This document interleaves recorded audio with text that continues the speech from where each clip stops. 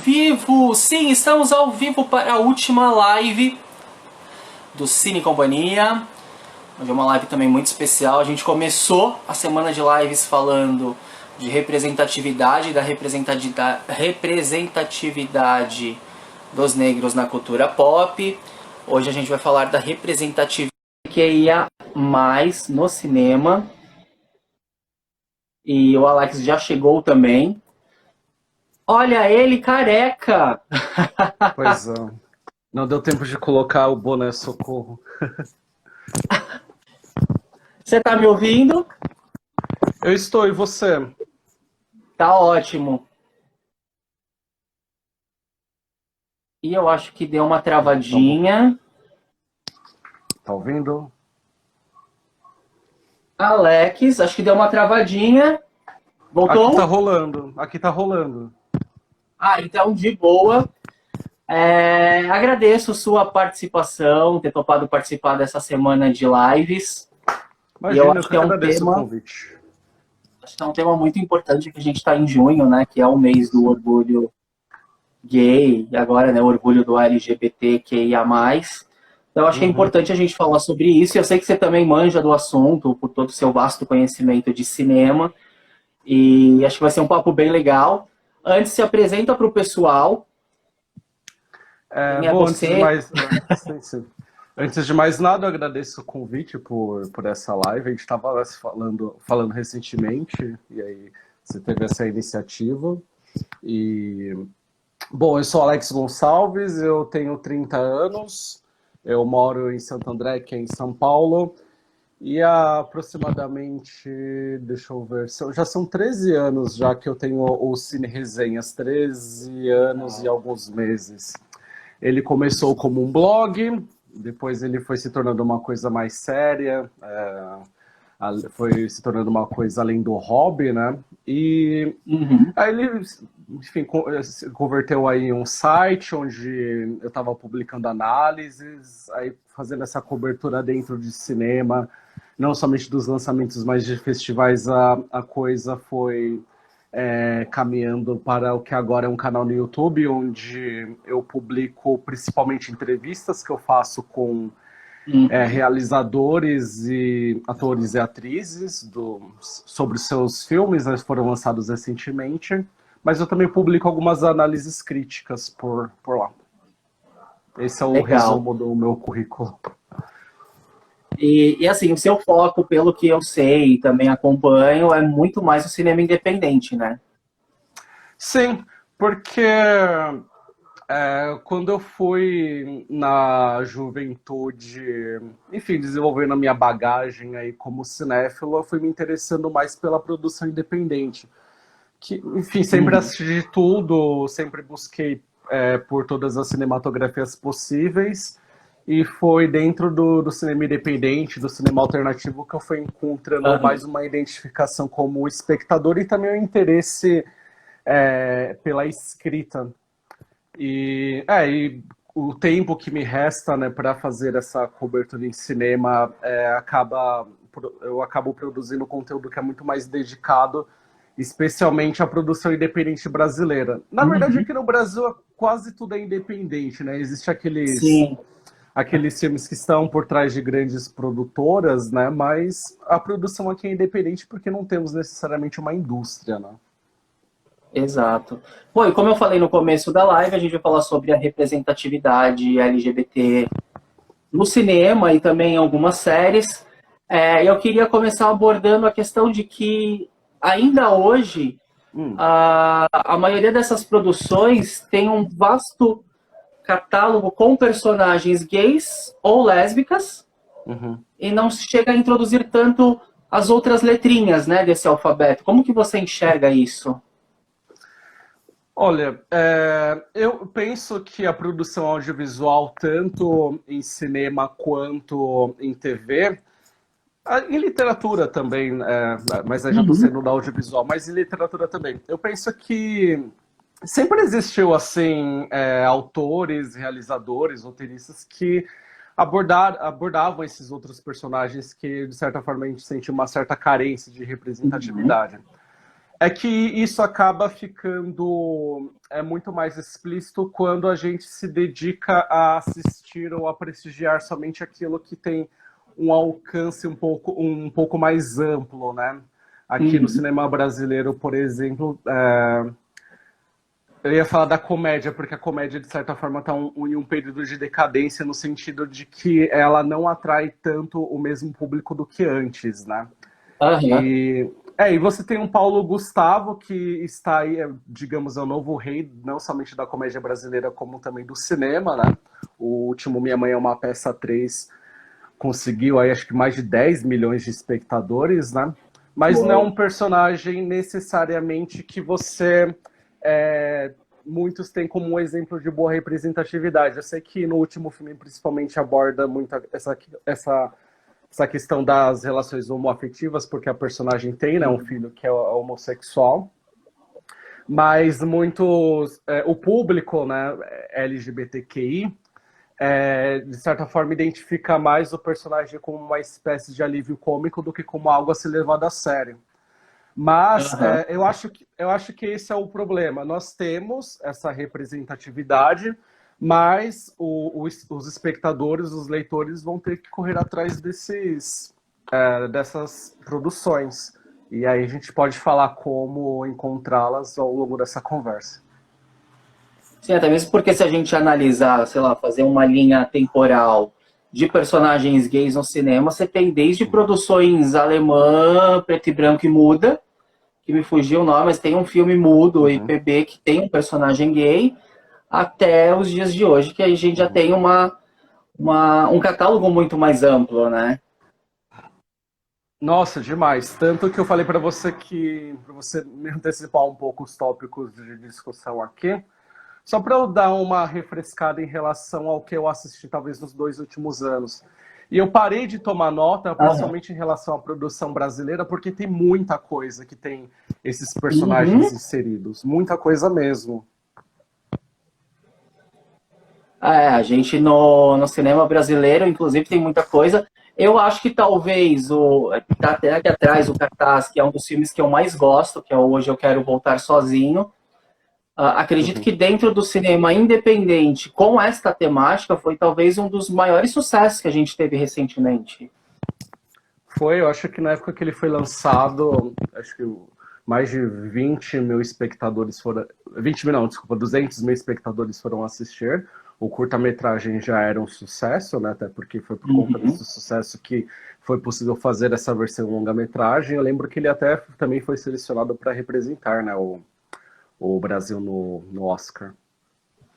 Sim, ganhou Berlim e também acho que estava concorrendo no TED Awards, né, que é o prêmio gay do Festival de Berlim. Ele até desbancou o Praia do Futuro e acabou levando. É. Eu acho que é um filme que foi muito importante em tempos mais recentes do cinema brasileiro. Eu acho que no sentido de compreender que essa pauta também é interessante para um público mais amplo.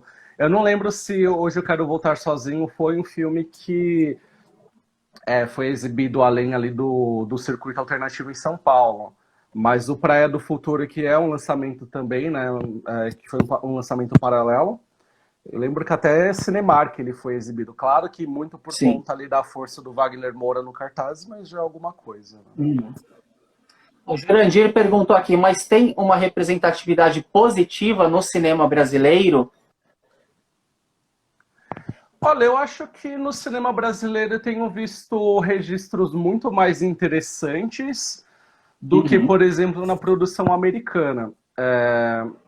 Assim, eu tenho dois incômodos muito grandes em relação a essa representatividade, mas aí eu digo na cinematografia mundial, não somente a brasileira ou a americana.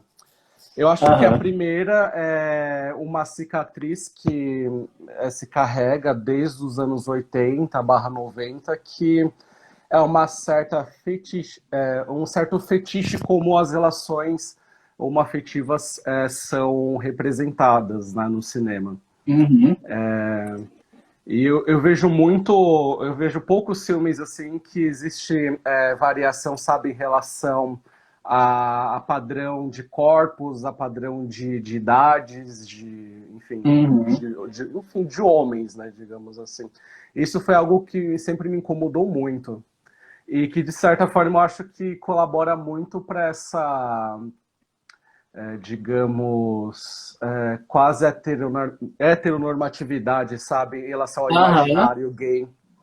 sim. Então, eu penso que ver muito isso em cinema, na TV, até mesmo em fotografias, eu acho que colaborou muito para que homens gays buscassem por um certo padrão estético, sabe?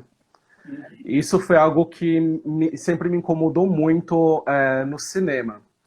E a outra questão que eu acho que presente, mas não somente nesse cinema, mas também nesse cinema que, não somente no cinema gay, mas também no cinema que busca enaltecer as mulheres, por exemplo, eu acho que é Uhum. tratar essa questão, essa pauta, muito mais como uma ferramenta comercial do que Aham. necessariamente algo a ser colocado em discussão, enfim, de ser dramatizado.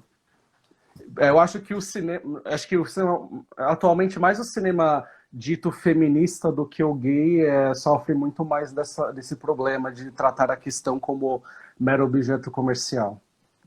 Inclusive, eu sinto que de uns anos para cá isso começou meio que a ser desconstruído, porque até então você tinha aquela coisa extremamente caricata. Se não era Sim. aquele que tivesse o corpão bonito, era uma coisa extremamente caricata. É, Se era, sei lá, o gay gordo, ele seria, por exemplo,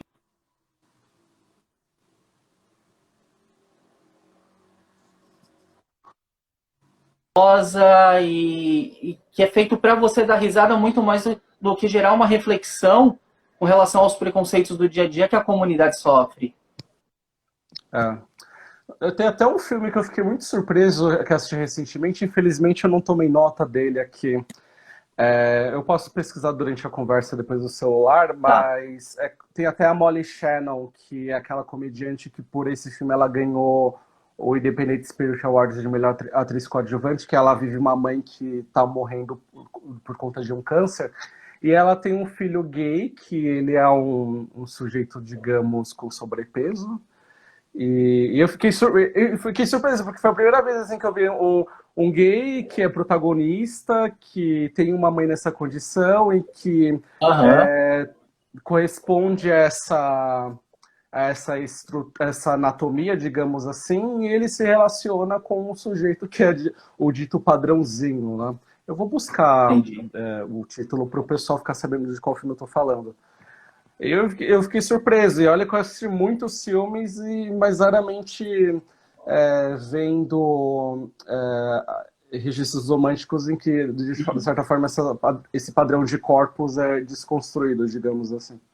Eu acho que o cinema europeu ele trabalha muito mais essa questão, essa desconstrução. Tem um filme que eu gosto muito que é aquele Crazy, Loucos de Amor, e que ele também tem toda essa Sei. desconstrução. Eu não me recordo assim exatamente do contexto, mas o personagem principal que é gay, ele tem um pai que é Uhum, extremamente homofóbico e eu acho que tem a questão da perda da mãe e a única uhum, pessoa da família que fica do lado do pai cuidando do pai é ele, que foi uhum. meio que julgado e criticado pelo pai a vida inteira. Ah, esse é o filme canadense do Jean-Marc Vallée, né, que depois fez Clube de É, Lucas Dallas. Ah, esse ainda não assisti, mas é um filme que eu vejo sendo bem é, comentado até hoje. eu gosto bastante. E aí, saindo dessa questão da gente falar dessa vastidão de filmes, eu sinto que as produções hoje estão começando a olhar e a cuidar muito mais e fazer um trabalho muito mais cauteloso com os outros personagens, sejam bissexuais, intersexuais, os personagens trans, os personagens não binários, Uhum. inclusive a É, produção brasileira. uhum. Porque finalmente nós estamos vendo cineastas que, enfim, né, às vezes são reflexo desses personagens, né? Mas a gente finalmente está vendo esses artistas assumindo a posição atrás das câmeras ou mesmo na feitura ou supervisão de um roteiro. Então, por isso que a gente vê essas questões sendo tratadas com muito mais cuidado em tempos mais recentes. Personagens trans eu já sinto que tinha anteriormente, mas não tanto quanto hoje. E eu não sei se depois de Uma Mulher Fantástica foi um tema que começou a ser explorado muito mais pelo cinema. Uhum. E no cinema brasileiro a gente também tem bastante coisa. Eu até acho importante a gente apontar, por exemplo, aquele curta-metragem, o Tea for Two, que é da Giulia Catarini, que Sim. é, né, a primeira cineasta trans que conseguiu colocar um... Eu não sei se mundialmente falando, acredito que não, mas pelo menos no Brasil foi a primeira que conseguiu colocar aí um filme no cinema, que foi um curta-metragem exibido em parceria com o Lembro Mais dos Corvos, que é um filme sobre ela, né? E a gente está tendo mais, né? Tem o Berenice Procura, né? Que é um filme que teve supervisão no roteiro do Wilton Lacerda e tem uma personagem que é trans, que é interpretada por uma trans também. Então, tá ganhando cada vez mais evidência, né? E também tá tendo muito essa discussão, né, sobre personagens, atores héteros, cis, assumindo esses papéis, né? Tá tendo uma discussão sobre interromper, né, esse ciclo. A gente teve recentemente aquela série da HBO, a Todos Nós, que a personagem principal, que é interpretada pela Clara Gallo, ela é um personagem não binário. Não sei se você chegou a assistir a série. Não consegui assistir. Foi exibida, acho que a partir de abril, né? Eu não me recordo. Acho que foi esse Ela ano, já acho que terminou, são 8 episódios, e acho que 8 episódios de 27 minutos, então você assiste rapidinho, e eu acho que é uma série muito válida também. Eu lembro que quando eu comecei... né, tem muitos personagens também, né? Trans, né? Que era pelo Ryan Murphy. Sim, o Ryan Murphy, eu acho que ele deve ser um dos pioneiros, assim, em introduzir a temática em séries americanas nos dias atuais. Mas já tomando a posição de mediador, mas nesse assunto, o que você acha em relação a atores como, por exemplo, a Scarlett Johansson, né, que estava aí confirmada para viver uma protagonista trans? O que você acha que é aceitável ainda nos dias de hoje? Eu acho que a partir do momento em que você tem uma atriz dentro do gênero que pode interpretá-la, eu acho que não é legal. Uma atriz como a Scarlett, por mais que tenha todo o porte, já tenha o nome, e que talvez até alavancasse a curiosidade, a bilheteria do filme, eu acho que não é válido. Porque é um projeto que um projeto que por conta disso ele acabou sendo cancelado, porque, enfim, ele ia ser feito pelo mesmo diretor que acho que é o Rupert Sanders, não sei se é o Rupert Sanders o sobrenome dele. Que é o diretor do Sob a Pele? Não, que trabalhou com ela no Ghost in the Shell, que ela inclusive foi alvo de polêmicas. Tá. Enfim, mas era um projeto que ia acontecer porque ela estava à frente dele. E foi cancelado, né, por conta de toda a repercussão. É que eu também não sei, né? A gente teve, inclusive falando sobre isso, a gente teve recentemente o Lola Pater, que a Faye Dunaway interpretou um personagem trans, e eu sei que assim, a comunidade em si caiu em cima de pau com relação a isso. Sendo que existe... Não, foi a Fanny Faye Dunaway. Não a Dunaway, a Fanny Ardant, que é a atriz francesa. Eu confundi completamente. Mas eu sei que houve toda uma repercussão em cima disso. Por mais que o filme seja bacana, eu sei que teve toda uma repercussão. E eu também apoio. Se existem atrizes trans que poderiam interpretar essa personagem, por que não? Por que deram o papel para uma atriz cis? É que a gente tem que ver duas questões. É porque, por exemplo, nesse projeto que ele foi cancelado, enfim, que ninguém sequer teve acesso ao roteiro, que eu não sei nem se ele foi feito, eu acho que teria que avaliar, por exemplo, se era um filme que tratasse sobre uma transição, que me pareceu que era. Então, de repente, a presença de uma atriz como de uma mulher, né, e não de uma trans, de repente seria interessante na abordagem justamente dessa transição.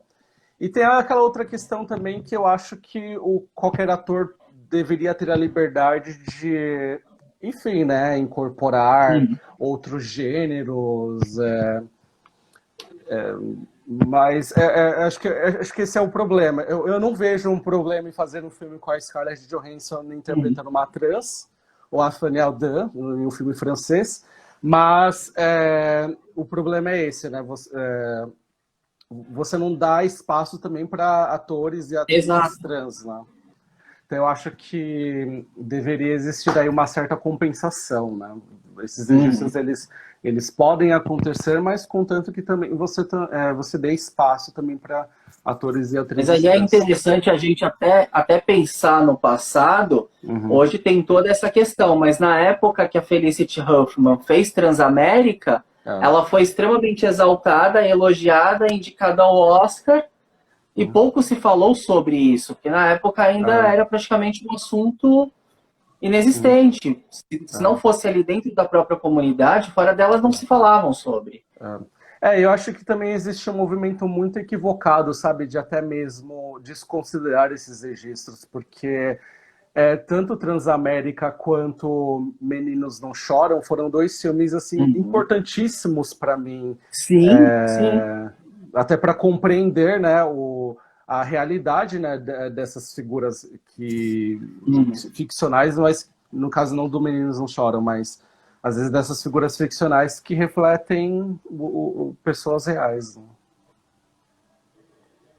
Sim, e aí, voltando para o cinema nacional, que a gente citou no começo, eu acho que hoje a gente também tem muitos diretores trabalhando muito bem a questão do documentário, fazendo um resgate assim muito importante de figuras que acho que se não fosse por esses trabalhos seriam figuras que ficariam esquecidas. Sim, nós temos vários documentários, né, e sobre todos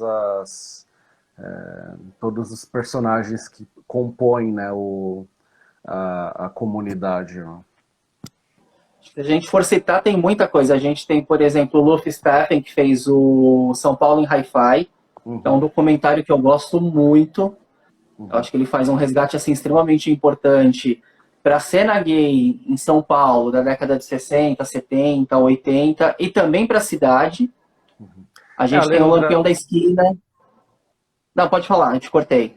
Não, não só contribuir que, embora não seja necessariamente sobre trans, né, a Leandra Leal, ela fez, né, das Divinas Divas. Nos Divinas Divas, lá no Teatro Real, né, que era do pai dela.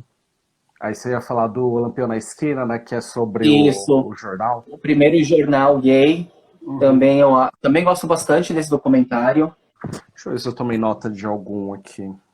Eu assisti essa semana o Mr. Leather, que é do Daniel Nolasco, que é sobre digamos, a tribo Coro, né, que concentrada muito aqui em São Paulo, né, aí ele fala sobre um concurso, né, de Mr. Leather, no caso do documentário foi no ano de 2018, e aí introduz, né, esse movimento também que existe, né, dos homens couros, digamos assim. Esse eu lembro que eu cheguei a tentar assistir no Festival Mix Brasil, mas acabou que não consegui horário. O Rodrigo aqui comentou de Zicroquettes. Sim, inclusive de Zicroquettes eu acho que deve ser um dos repercursores, né, de trazer os documentários sobre personagens, sobre figuras importantes da comunidade LGBT. É um documentário incrível. Não sei se você chegou a assistir. Não, esse eu perdi no lançamento, mas tá aí numa listinha futura para eu conseguir assistir. Aqui, nossa, tem muita coisa. Aqui, acho que em tempos mais recentes, eu acabei assistindo mais as ficções. Aí dos documentários eu lembro do Mr. Leather, do Mr. Leather e eu lembro mais dos Corvos e Divinas Divas. São dois documentários. O Mr. Leather eu não vi, mas eu lembro mais dos Corvos. Eu vi também, eu gosto muito. Eu acho ele extremamente sensível. A narrativa, a própria Júlia, né, contando a história dela, eu gosto bastante. Não sei se você chegou a assistir um do Dácio Pinheiro, que é o meu amigo Cláudia, que é o da Cláudia Wonder. Não consegui assisti-lo, infelizmente. É, eu lembro mais Assim dos que essa corpos. pandemia acabar, pega os DVDs comigo que eu tenho todos. Ah, ótimo. Vou fazer isso então. E voltando só um pouquinho, não lembro mais dos corvos, acho bacana no sentido de ela compartilhar muitas questões da própria vida, mas também acho interessante que nos policia muito, até mesmo em relação a como abordar uma pessoa trans, sabe? Porque tem um Sim, momento no documentário que ela até fala, né, o quanto ela tá cansada de ser abordada com questões sobre sexualidade, né? Ah, como que funciona o sexo, como lido com o meu próprio corpo e há muitas outras questões, né, envolvidas. Né? sem falar que eu acho que isso também é um problema muito da sociedade, de Uhum. você ficar o tempo todo, olha, fulano é uma mulher trans, o ciclano é um homem trans. Eu acho que a partir do momento que já teve a transição, acabou. Não precisa ficar jogando isso para a sociedade o tempo todo. Uhum. Infelizmente é algo que a gente vai conseguir driblar com passos de formiguinhas, né? Eu acho que personagens homossexuais, eu penso que já são tratados com um pouco mais de naturalidade, né, no Uhum, audiovisual. Agora a gente tem que fazer esforços de também representar outras pessoas, né? com certeza. Já na parte da ficção, a gente tem um exemplo que eu gosto muito, que é o Hilton Lacerda. Tanto Tatuagem quanto Fim de Festa são dois filmes que eu gosto muito e que Uhum. aborda também essas questões. O Fim de Festa eu não assisti. Eu tenho amigos que não gostam muito, e aí eu também já não sei se me agradaria, mas claro, eu preciso assistir antes, Uhum. que eles falam que é um filme muito fetichista na sua abordagem ali, principalmente das relações íntimas. Enfim, mas o Tatuagem eu acho um filme muito bom, mas o Fim de Festa eu preciso assistir, mas eu estou ciente um pouco dessas críticas. Eu anotei, Não, eu só... inclusive eu acho que o Fim de Festa ele dialoga muito bem com Tatuagem. Uhum. Eu gosto É, bastante, inclusive, até mesmo de personagens bissexuais que tem na história, que dificilmente você vê personagens bissexuais no sim. cinema, na série, na TV. Uhum. E eu também noto aqui de uns filmes assim de ficção recentes que ou dão uma evidência ao ponto de tornar o personagem um protagonista, ou ele ser uma presença ali Uhum. secundária que pode ser percebida também. Aí tem um Horácio, que ele foi lançado ano passado do Matias Mangin, que é um filme que tem o Zé Celso e a Maria Luísa Mendonça.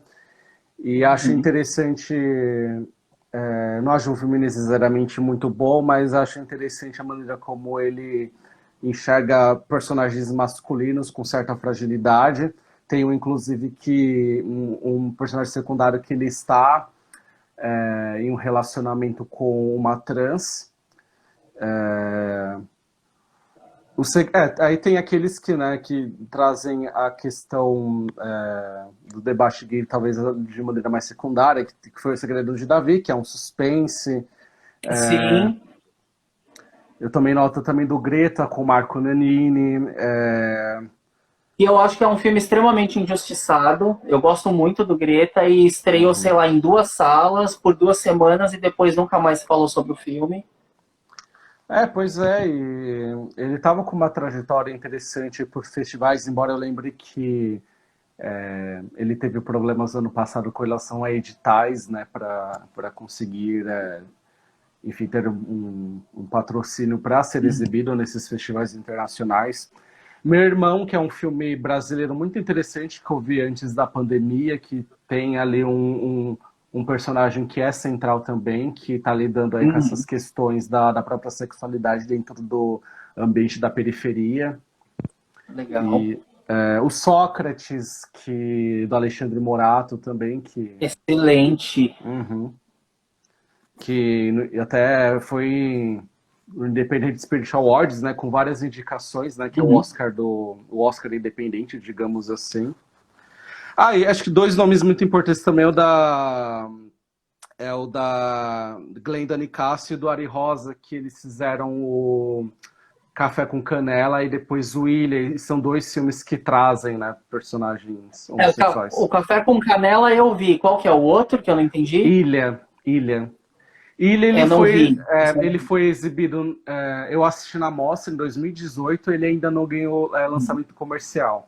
Eu acho que quando as coisas voltarem, ele... É engraçado do Café com Canela, né, que é o Babu Santana, né, que faz o personagem gay ali na história, né. Sim. Inclusive, acho que o Café com Canela já deve estar até no catálogo da Amazon Prime. Eu acho que ele entrou no catálogo da Amazon. Quem estiver acompanhando a conversa, fique de olho, porque eu vi que eu acho que até o início do próximo mês, a produtora desses dois filmes disponibilizou eles para serem assistidos online. Aí, Legal. coisa, já fica a dica também. Acho que até você falando dessa questão do futuro, acho que é até legal a gente já entrar nesse segundo tema, que é a questão do cinema pós-pandemia. Sim. Como que você vê essa questão do cinema independente, do cinema LGBT no pós-pandemia? Porque assim, eu vou ser bem sincero, a minha visão reabrindo as salas de cinema, eles vão lotar de blockbuster só pra ganhar grana. É o que eu sinto. Então, eu realmente não sei ainda. Eu até estava vendo o comportamento de países em que essa coisa... Houve um relaxamento aí no isolamento social ao ponto de até fazer um teste com a abertura de cinemas. E o que eu vi foi que eles estavam fazendo testes colocando filmes clássicos para serem reexibidos. Eu acho que seria a melhor, inclusive acho que seria a melhor escolha aqui no Brasil para as redes de cinema fazerem. Tanto as majors como o Cinemark, Espaço Itaú de cinema, quanto os cinemas de rua. Eu acho que é a melhor escolha, porque aí você coloca esses filmes e vai fazendo o teste. Enfim, de como lidar com essa nova dinâmica, né? Eu até fiz uma live, né, com o meu amigo Otávio Almeida, a gente tratou especificamente sobre esse assunto, e eu disse, né, que brasileiro, infelizmente, é esse bicho consumista que, assim, mesmo explodindo uma guerra lá fora, ele precisa fazer fila para entrar no shopping, como está acontecendo essa semana, né? Mas eu não sei como vai ser esse comportamento no sentido de consumo de cultura. Eu não penso que as pessoas estarão desesperadas para ir no cinema. Elas estão desesperadas para comprar, mas para ir no cinema... Ontem eu conversei com a Yasmin Ribeiro, que é atriz e cantora, inclusive de teatro musical, e a gente conversou sobre isso. Para quem tiver curiosidade, a live está salva no IGTV, que a gente falou exatamente sobre isso, de como o streaming conseguiu dar um alcance muito grande para outros tipos de cultura, inclusive as lives e tudo mais, e que é uma coisa que eu acho que vai demorar a voltar para as pessoas consumirem o físico mesmo.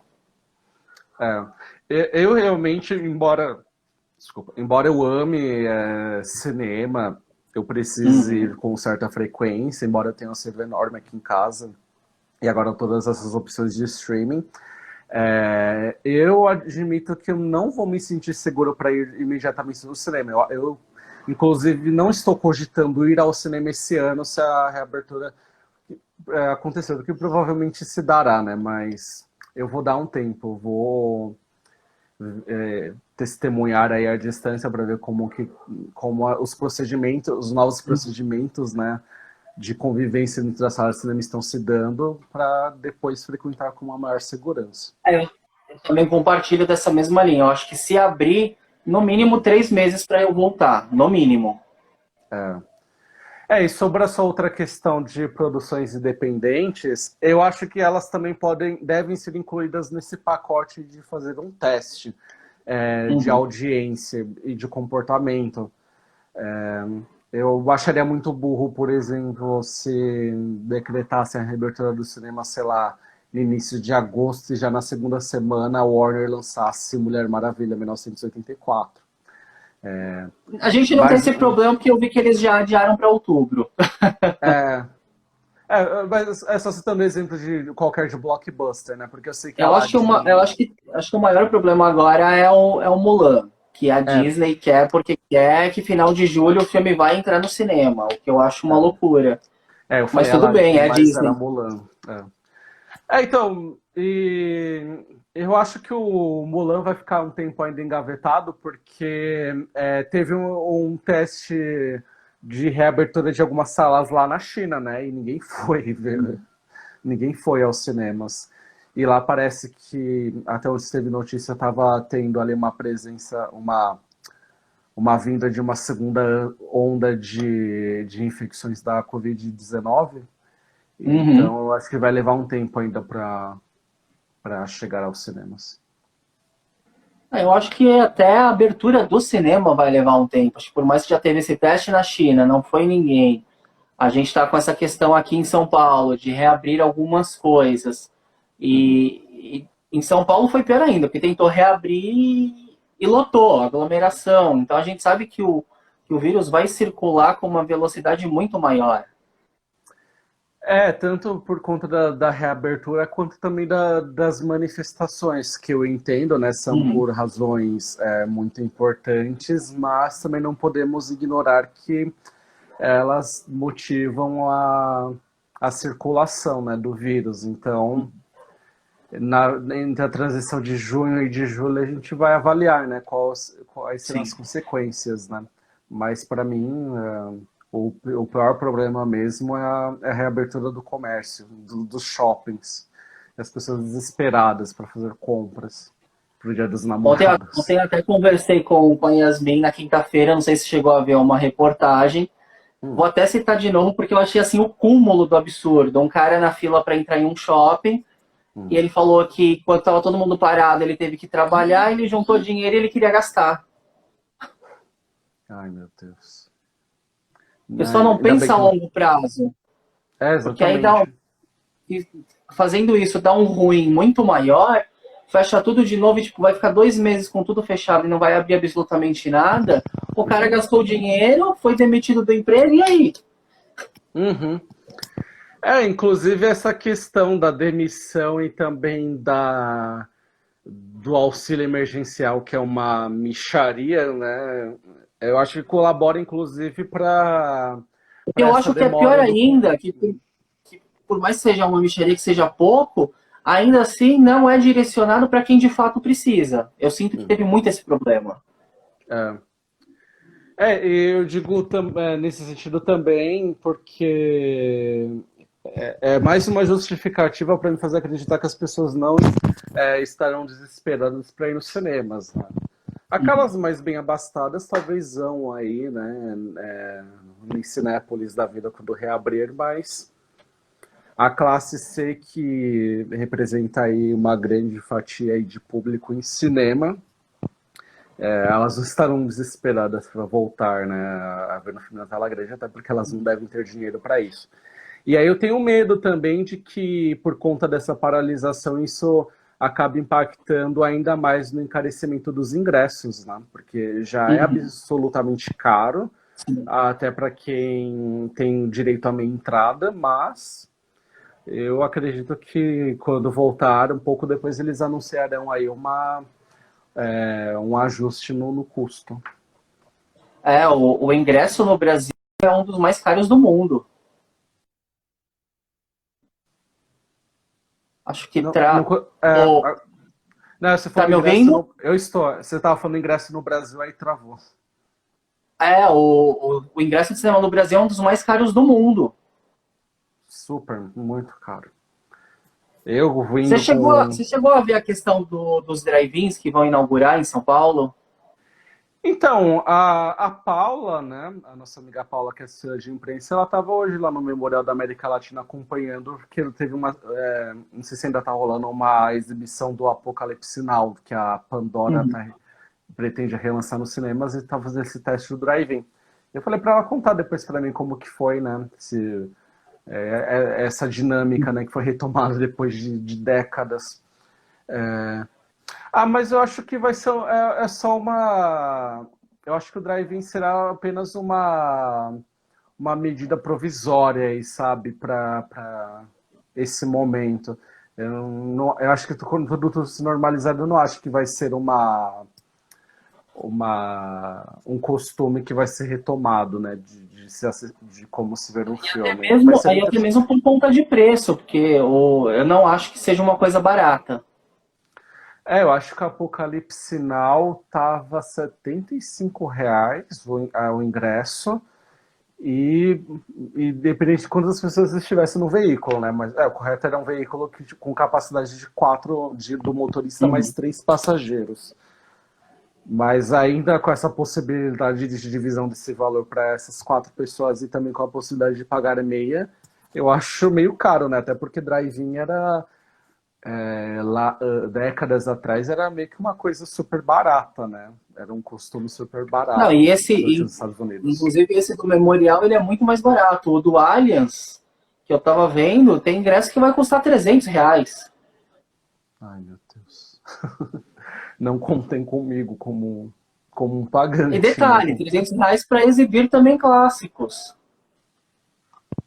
Não, o pessoal tá tentando, incentivando as coisas aí de um modo totalmente equivocado. Eu acho desse do Memorial da América Latina até um pouco acessível ali, se você tiver condições de pagar meia e dividir ali com outras pessoas que está presente, mas... O Jurandir comentou, 65 Memorial, Allianz 300. É uma discrepância absurda. Exatamente. E acho que mais um ponto também sobre cinema independente, desse momento de pandemia e depois de pós-pandemia, eu acho que o que me preocupa é a dificuldade que muitos projetos independentes terão de ganhar sinal verde, porque já sabemos que é uma dificuldade. E eu não sei se, por exemplo, o cinema americano independente vai sofrer muito com isso, porque, embora produções independentes, muitas estão aliadas ali a estúdios muito fortes, como a Fox Searchlight, por exemplo, e aí 24. Mas aqui no Brasil, acho que está sendo um período muito bom para esses artistas finalmente conseguirem se concentrar ali no isolamento para fazer os seus roteiros, mas não sabemos se serão projetos que terão facilidade de... Aliás, nunca é fácil um projeto independente ganhar vida aqui no Brasil. Mas não sabemos se... Ainda mais agora, né? Ainda mais agora. Mas eu tô achando interessante algumas iniciativas assim que estão fazendo nesse período de isolamento. Eu não sei se você viu o da Grace Passou, que ela fez um curta-metragem, né, o República, e ela fez durante esse isolamento. Eu acho que é um momento que muitos artistas estão também tendo aí para usar a sua criatividade para criar material audiovisual de outras maneiras, mas da maneira tradicional eu acho que não será nada fácil. Eu acho que até mesmo, não só para produzir, mas para difundir, né? Estão se criando muitas estratégias. Acho que essa questão da internet, realmente, do streaming, tem criado uma ferramenta assim, essencial, até mesmo para esses independentes, porque eles estão conseguindo um alcance que talvez só cinema eles não teriam. Aí, Paulo, deixa eu só retomar que, como a gente começou a falar sobre essa questão de representatividade, é bom, assim, se vocês assim, tiverem dificuldade de encontrar essas produções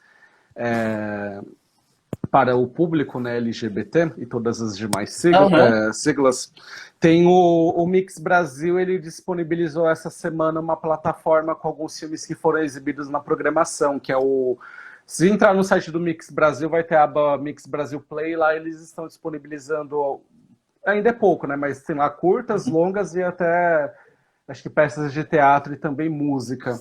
E eu também assisti muitas curtas ultimamente, tem uma plataforma gratuita que é o LGBT Flix.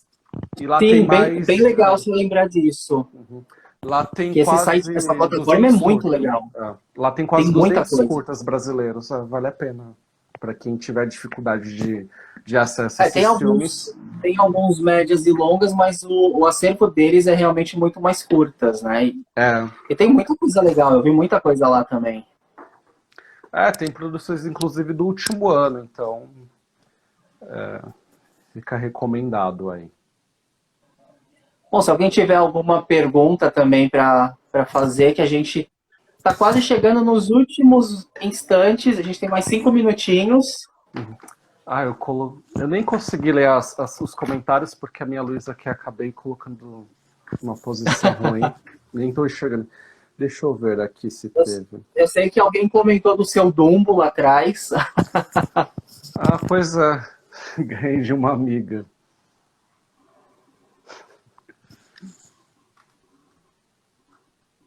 Tá pegando um monte de poeira aqui na quarentena.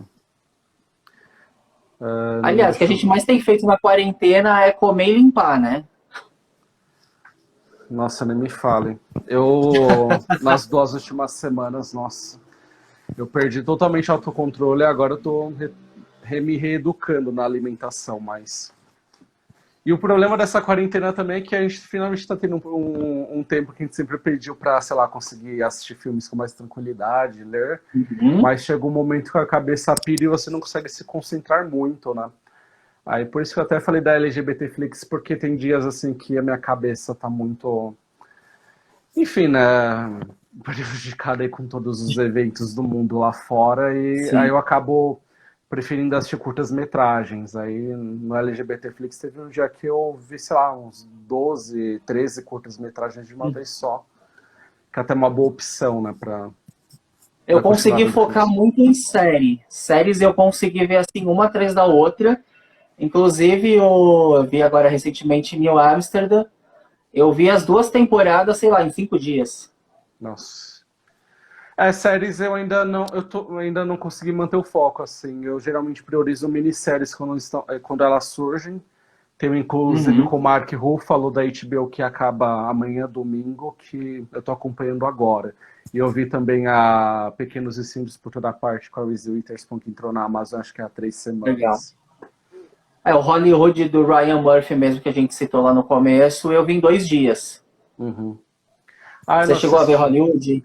Não assisti. E ela fala, né, sobre essa questão de atores, né, que ficaram no armário durante a era de ouro de Hollywood.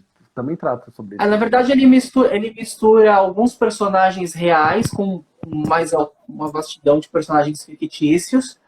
Mas o foco dela é justamente esse. Inclusive, tem um personagem que ele já é fictício, que é um roteirista negro e gay. E é um personagem assim que eu acho que ele trabalha muito legal durante os 7 episódios, né? Porque é uma série limitada. Fica aí como mais uma dica. Eu admito que ainda não assisti. Que ela também não foi tão recebida, eu lembro que eu não fui caçar depois com tanto entusiasmo.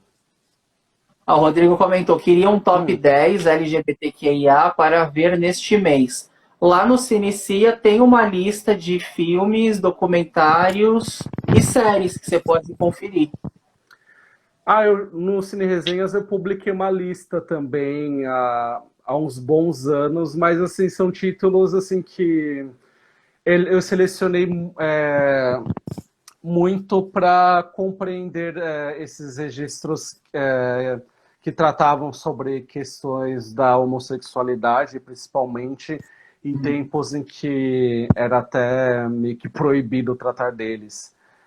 De cabeça, Rodrigo, eu indico muito que você procure um filme, por exemplo, chamado O Pecado de Todos Nós, com Marlon Brando e a Elizabeth Taylor, que foi produzido no início de 1960, quando ainda era mexer em vespeiro tratar sobre essa questão de homossexualidade. E eu acho muito interessante como o filme faz um drama muito angustiante sem em nenhum momento citar, por exemplo, que o Marlon Brando é um personagem que tem casado com uma mulher, que é a Elizabeth Taylor, tem interesse por homens. E também tem um filme do Ken Russell chamado Mulheres Apaixonadas, que ele inclusive tem uma cena de homoerotismo assim que eu acho até hoje muito forte assim para a época que ele foi enfim, produzido. Foi antes da década de 1970 e é uma cena envolvendo ali os 2 protagonistas lutando nus numa sala de estar com a fogueira ligada. Então eu acho esses filmes assim clássicos bem interessantes de você procurar. Se você tiver interesse por esse tema, justamente vai ver como funcionava a abordagem naquela época e que mesmo e até como é interessante perceber como eles não são datados, né? Tem um pouco mais antigo que eu gosto muito, eu não sei se tem algum streaming, que é aquele Longe do Paraíso, com a Julianne Moore e o Dennis Quaid.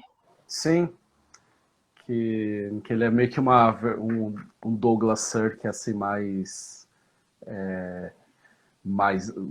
Ele era um filme de época, mas ele tem uma abordagem mais contemporânea, assim, de um Sim. Douglas Sirk.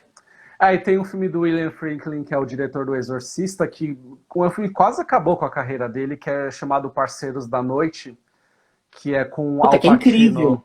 Sim. Ele, inclusive, rendeu um documentário depois que eu acho bem ruinzinho, com o que o James Franco, inclusive, dirigiu. Uhum. E é muito também interessante procurar por esse filme. Então, é interessante procurar o que é feito atualmente, porque é um momento em que você está vendo mais pessoas desse universo sendo representadas, mas eu acho que também se atentar aos registros mais clássicos é muito interessante. Bom, eu vou aproveitar que a gente está agora encaminhando para os últimos minutos. Queria agradecer o Escada Café, que apoiou a nossa semana de lives. Inclusive, eles estão fechados com essa pandemia e eles estão com uma iniciativa muito legal, que você entra num site que chama abacaxi.com, abacaxi com SHI, e lá eles vendem vouchers com desconto.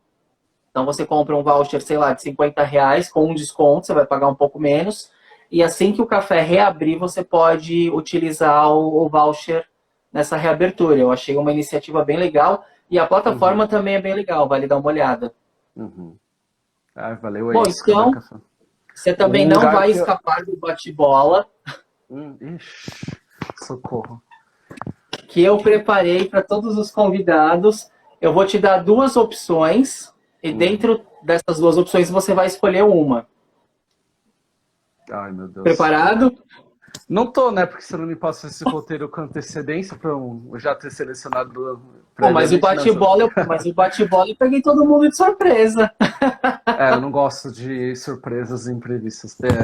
Não, mas é legal. São escolhas justas, você vai gostar. Cinema asiático ou cinema europeu? Cinema europeu. Irvine Welsh ou Chuck Palahniuk? O Chuck Palahniuk. Pornô ou Transporting? Pornô. Madonna ou Bjork? Não dá.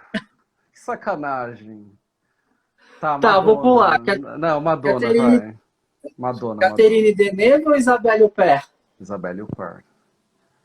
Mulheres Diabólicas ou A Professora de Piano? A Professora de Piano. Demi Moore ou Sharon Stone? Sharon Stone. Showgirls ou Instinto Selvagem? Instinto Selvagem. Essa eu fiz questão de colocar porque eu sei que você gosta de Showgirls. Não, eu adoro Showgirls, mas Instinto Selvagem é um filme assim que um dos filmes que formaram o meu caráter como cinéfilo, então eu escolho sem. Foi de boas. Apesar de legal. Nova York, palpitou um pouco o coração, mas tudo bem. Bom, eu só tenho a te agradecer por ter fechado essa semana de lives com um tema tão importante. Muito legal você ter tirado uma horinha do seu dia para a gente conversar sobre isso. Agradeço demais sua presença. Muito obrigado pelo convite. Eu pretendo, mais adiante, também pensar algumas coisas para também te convidar. Obrigado para todo mundo aí que acompanhou essa conversa. E você citou, né, do Escada Café, também saudades, porque eles sempre foram muito bacanas quando eu precisei fazer minhas entrevistas em pré-estreias lá no Espaço Tal de Cinema. Eles sempre deixavam usar uma mesinha ali para fazer as entrevistas. Então, obrigado pelo apoio. O pessoal do Escada eu também rasgo seda, porque eles, com o Cine Companhia, na faixa, receber a galera antes, eles sempre fecharam parcerias assim, muito importantes para os nossos projetos. Eles são gente boa demais. Sim, concordo. O Jurandir falou de nada. O Jurandir acho que assistiu todas as lives. Agradeço também a presença dele. Eu vi que a Ana Cristina Porto entrou. Até minha mãe entrou hoje. Achei super legal. A minha presença, eu tô vendo aqui 1 milhão de pessoas assistindo graças à minha presença. Quebramos a internet. Exatamente. Mas é isso, meu querido. Agradeço demais. Brigadão. Obrigado. Valeu. E aí, pessoal. Valeu, Pão. futuras ideias doidas na cabeça, a gente vai se falando e faz mais também. Adorei. Com certeza. Até E mais, agradeço pessoal. também o pessoal que assistiu. E é isso. Agora eu vou salvar. Todas as lives estão salvas no IGTV, então dá para assistir depois também. Perfeito. Valeu, pessoas. Foi demais. Gostei muito. Tchau.